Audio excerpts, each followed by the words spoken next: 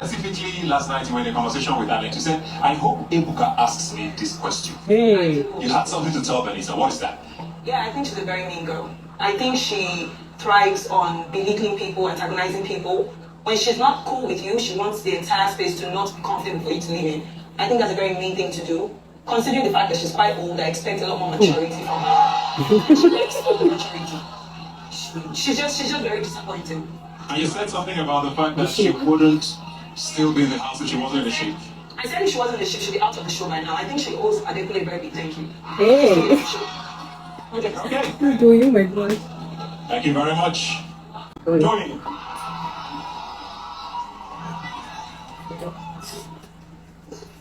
No, stai da prima cosa.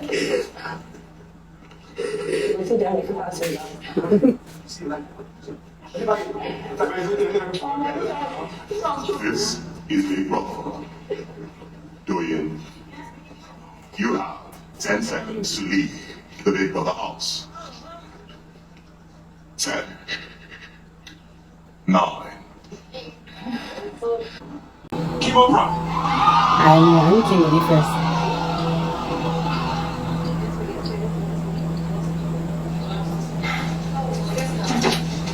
Hi guys. Not yet. So who do you think it's from? I initially suspected Kim. My second suspect was CEECEE. Did you write a letter to Adekunle telling him that you want to meet him outside? Hey guys, if I said what I said was a person, that person will be named Doyin. Hey guys, did you see Doyin? The way Doyin gave Bbnaija forget me not, I will forever remain in your memory. Hey guys, Doyin broke all tables. Doyin shattered the walls of Big Brother's house before getting evicted from the show. Guys, Doyin single-handedly broke the internet. Guys, she set the internet on fire. So before the Sunday night eviction had commenced, Biggie had summoned the housemates to have a meeting with them, to talk to them, and also to punish offenders. And PERE had gotten a strike for violence and vandalizing Biggie's property. That's the punch he had the punch he threw at Biggie's wall, and it drilled a hole in Biggie's wall. And also he had given Doyin a strike as well for verbal abuse, verbal assault, and violence. He tagged that verbal violence. And there I was, praying and wishing that the organizers of the show will not evict Doyin and just leave her for like probably evict her during the week. Just leave her. Let's see the drama that will follow. Bbnaija needed someone to put her in her place, and Doyin was the best person for that. Guys, Doyin owned it with her full chest. She not hide her mouth though. She said what she said, and she was not sorry. We asked for unapologetic drama, and we got it from Doyin. Guys, before we go into all of that juicy details, permit me to introduce myself. Hey guys, what's up and welcome back to my channel. It's your girl Peacey, and this is Bible Peacey. You're especially welcome to my channel. If you have not subscribed yet, please do so. It's totally free. Yeah guys, it costs nothing at all. Also like my videos, share my videos to family and friends, comment your thoughts down below, subscribe guys, please. So let's dive straight into the business of today, because we definitely have a whole lot to unpack on this video.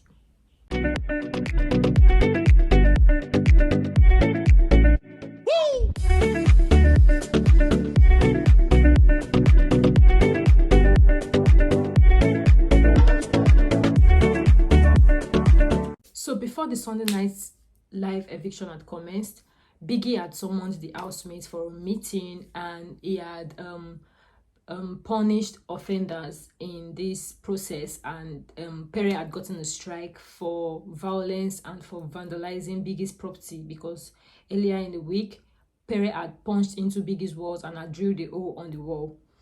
Doyin also got the strike for verbal abuse, verbal assault, and goading and Biggie attempted verbal violence.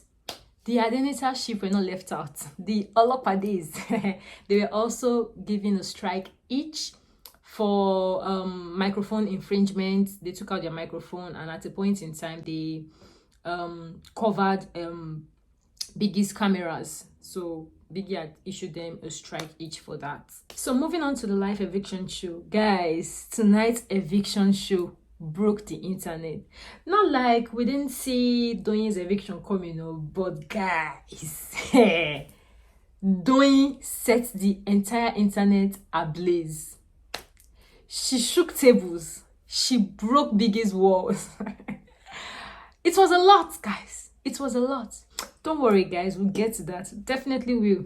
So Ebuka started the night eviction show by asking Omashola, who happened to be the head of house, why he didn't choose KIMOPRAH as his BFF. And Omashola had explained that he didn't want to separate the sheep, like he didn't want to separate her from Cross, the cream sheep. Although we all know the actual reason, that wasn't the only reason that Omashola had given. Omashola had stated in the diary session that Kim happened to be his ex, and then Kim is trying to stir up some shit. He's newly engaged. He has a fiancée, and he didn't want to pick her as a BFF, so it won't cause issues between him and his partner outside the house. That was the reason why he didn't pick Kim as his BFF. As we all know, KIMOPRAH got evicted. She's actually a fake housemate, so, and she was up for eviction, so it was just the best way to have evicted her. So Ebuka had moved on to Doyin, because apparently Doyin has been praying and wishing for Ebuka to call her and ask her about her perspective, what she thought about Venita in the house, Venita's character, Venita's game and all that. And Doyin did not fail us, guys. Doyin had broken all tables. Doyin had scattered everywhere. Doyin had set the house on fire. Ladies and gentlemen, Doyin finished Venita hands down. Doyin had said what she said. She had repeated what she said with her full chest. She owned up to it. She said whatever she said. She said Venita was a bully, that Venita had nothing to offer in the house, and Venita should thank Adekunle that if not for the sheep, she would have been evicted a long time ago. This girl finished Venita, like, and I was wishing, God, I was wishing and praying that the organizers of the show, they would just leave Doyin in the house. Let's check something. Yes, make me check something. I love the fact that Venita could not respond, guys. Venita's mouth was left ajar. Her jaw dropped. Her jaw legit dropped. Like, she opened her mouth. Wow. And there I was giving Doyin a standing ovation. I was clapping, guys. Yes, girl. Yes. That is how to put people in their places. That is how to put people in their place, guys. Because all through this week, Venita has been provoking Doyin. She has been saying all manner of demeaning things, laying accusation, insulting her, dragging her, trying to isolate her. Whenever she's having a conversation with other housemates, Venita will just come there and be like, I better make her leave her before she kaku for one night. Like, what the hell is that? Even went as far as whenever Doyin passed, she'll be like, like, what is that? I loved what Doyin did, guys. She put Venita in her place. Guys, Venita could not believe it when Doyin had told her that she would have been evicted a long time ago if not for her intelligence and her contributions to the show during the wager tax and other tax presentation and all of that. That she had nothing to offer if not for the Adenita ship with Adekunle. That she owes Adekunle a very big thank you. And she was a disappointment, guys. Venita just opened her. She could not say a word. Well, she couldn't have said anything because the question was not directed to her. And I loved it because Venita's mouth is always running like that all through the way. So I just love the fact that she could not respond to Doyin. Up next, so Ebuka had asked Adekunle about the issue he had with Venita, about her checking up the previous night, about her checking up on CEECEE, if it was as a result of the letter he had found in his locker, and Venita was lost. Apparently, Adekunle had not told Venita about the letter. Okay, there was a prank. A prank was played on Adekunle. Angel had written a letter she had written the letter as if it was CEECEE that wrote the letter, and she had a love letter, to be precise, and she had kept it in Adekunle's locker. Adekunle had found it, and Ebuka had asked Adekunle who he felt had written the letter.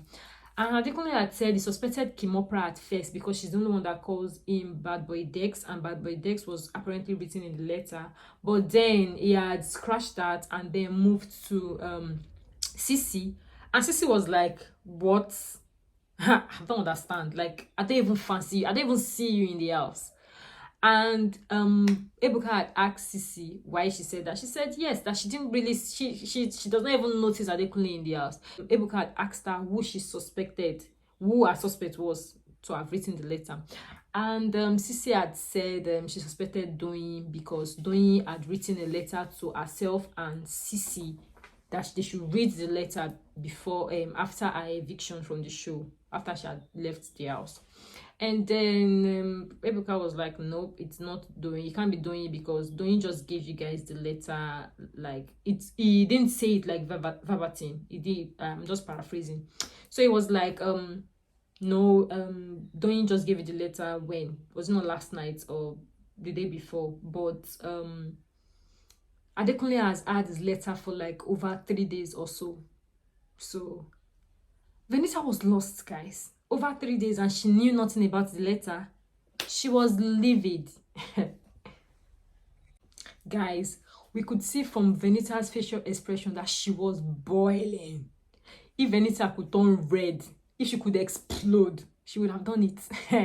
We could see it, and it just, it was not just as a result of the letter. It was everything combined together. But Doyin's words to her set the pace for her anger. She was angry. And here I was having a good laugh.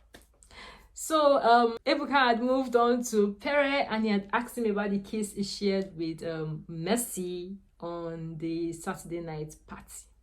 PERE had shared a kiss with Mercy during their night party on the dance floor. It wasn't really a kiss per se. It was just Mercy being in her element, a drunken state. She would sip a drink from a cup and then she would pour it into PERE's mouth. She also did the same with WHITEMONEY, and PERE wanted more because she kept doing it and doing it. So PERE wanted more. So after the party, she had tried kissing PERE again because PERE had a boner. She sat on PERE's thigh and she felt PERE's, mandigo. So PERE had a boner, and then Mercy tried to kiss him again. But Ilebaye disrupted them, guys. And Ilebaye, what is that? Ilebaye pushed them apart, like she kept separating them. And then we could see WHITEMONEY hovering around like a fly. WHITEMONEY was everywhere. He had to take Mercy, or it was Mercy that went to meet him later on, and then they had shared the night together, spent the night together on one of them. I don't know if it was Mercy's bed or WHITEMONEY's bed. Even PERE had at some point come to the blue room to come and join them and said he was going to sleep there. And also later that day, Mercy was kind of upset that Ebuka keeps casting her and the kisses she has been sharing. If she was like, Ebuka, can you just leave us? We are adults, so why do you keep... let me enjoy myself, I beg. Next week I will still kiss this. Mercy, queen of highlights. Anyways, that is where I hold it for the day. This video is extremely lengthy already. I don't want it to be too longer than it already is. So guys, that's where I hold it for today. Thank you for watching. I'll see you all on the next one. Bye guys. Make sure you like, subscribe. Yes, subscribe.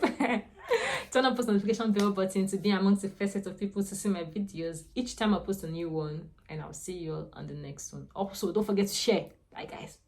Peace and love. Adios. Au revoir.